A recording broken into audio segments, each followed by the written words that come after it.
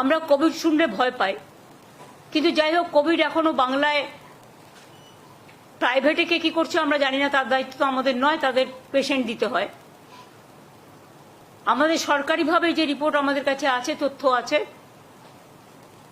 আমরা প্রত্যেককে ইম্পর্টেন্ট যারা জড়িত, পঞ্চায়েত থেকে শুরু করে, আরবান থেকে শুরু করে, মিউনিসিপ্যালিটি থেকে শুরু করে, ডিএমই থেকে শুরু করে, ডিএইচএস থেকে শুরু করে, বিশেষ করে এই ডিজিজের ব্যাপারে যোগীরাজ থেকে শুরু করে আমাদের health department, MSME department, police department, সকলে, চিফ সেক্রেটারি, হোম সেক্রেটারি, আমরা সকলকে নিয়ে কলকাতা কর্পোরেশন থেকে শুরু করে পঞ্চায়েত, রুরাল, সব ডিপার্টমেন্টকে ডেকে মিটিং করে আমরা প্রস্তুতিটা সেরে রাখলাম। ফার্দার যদি হয়, আমরা আশা করছি ওই প্যান্ডামিক আর হবে না, কারণ WHO অলরেডি বলে দিয়েছে it is not pandemic, it is endemic, এরকম কিছু একটা শুনেছি। I may not be correct, please cross check. কিন্তু আমরা যেটা মনে করি যে সতর্ক আমাদের থাকতে হবে, কোনো প্যানিকই ক্রিয়েট করা নয়।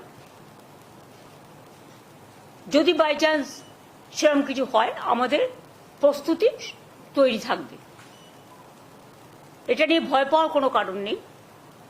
কিছু কিছু ক্ষেত্রে যাদের কোমরবিডিটিস আছে,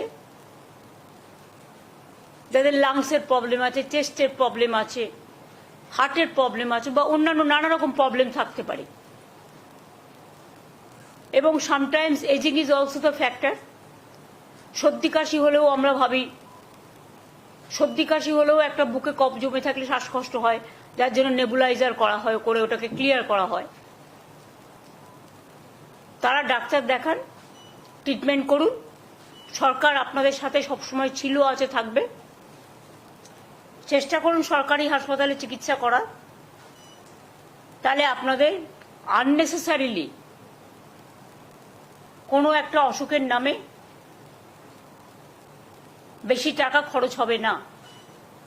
যার সত্যি প্রয়োজন তাকে যা যা দেওয়া দরকার সবকিছুই সরকারি হাসপাতালে আছে, এবং এখন অ্যান্টি কোভিডও ভ্যাকসিন বেরিয়ে গেছে, ভ্যাকসিন সবাই নিয়েছে। সুতরাং আমরা নিজেদের ইন্টারেস্টেই নিজেরা মিটিংটা করলাম, যাতে ফার্দার যদি কখনো সেরকম পরিস্থিতি হয় তখন আমরা যেন প্রস্তুতিটা রেখে দিতে পারি, যাতে কোনো অসুবিধে লোকের না হয়। কিন্তু এখনই আমরা এ ব্যাপারে কোনো সিদ্ধান্ত নিচ্ছি না, তার কারণ সেই সিচুয়েশন তৈরি এখনো হয়নি।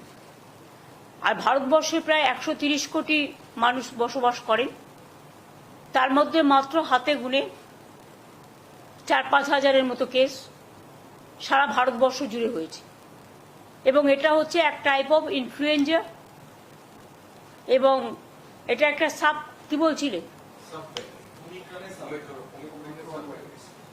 Omicron virus. এটা আমি যোগীকে বলবো একটু এক্সপ্লেন করে দিতে 2 মিনিট, সুতরাং সবাই ভয় পাবে না। আগে যে করোনা ভাইরাস লাস্ট যে ওয়েভটা বড় ওয়েভ হয়েছে, সেটা ওমিক্রন ভ্যারিয়েন্টের হয়েছে, তারই একটা সাব ভ্যারিয়েন্ট, সেটা একটু অল্প পাল্টে গিয়ে এটা এসছে। এখনো এই ওমিক্রনেরই একটি সাবটাইপ, এবং এখনো অব্দি সেরকম ভ্যারিয়েন্ট অফ কনসার্ন, মানে যেগুলো বিরাট ঘটনা ঘটাতে পারে এরকম ধরনের ভ্যারিয়েন্ট হিসেবে WHO এটাকে রিগার্ড করেনি, একবারও বলেনি যে এটা ভ্যারিয়েন্ট অফ কনসার্ন।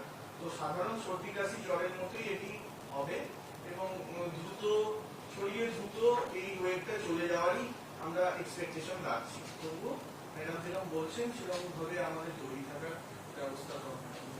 বর্ষাকালে, শীতকালে একটুখানি সর্দি কাশি হয়, সুতরাং সেটারও মাত্রা কমে গেছে,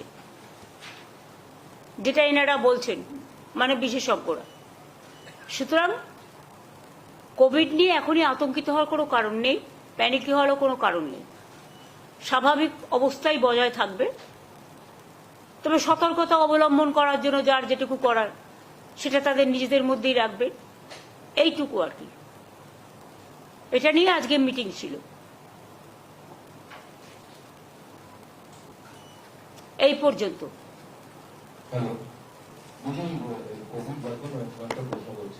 না, অন্য কোনো কোশ্চেন এখানে হবে না, এটা অফিসাররা প্রত্যেকে আছে, অনলি এটা Covid related meeting, nothing else. সরকারি প্রকল্প মানে সেটা হচ্ছে যে জগন্নাথ মন্দির তো ভীষণ ফেমাস। প্লিজ আমি আপনাদের বলছি, this is only Covid related. Please understand your limitation also. I understand my limitation. হেলথের মিটিংয়ে জগন্নাথ দেব আসবে না, জগন্নাথের মন্দিরে জগন্নাথ দেব আসবে, ঠিক আছে? Thank you.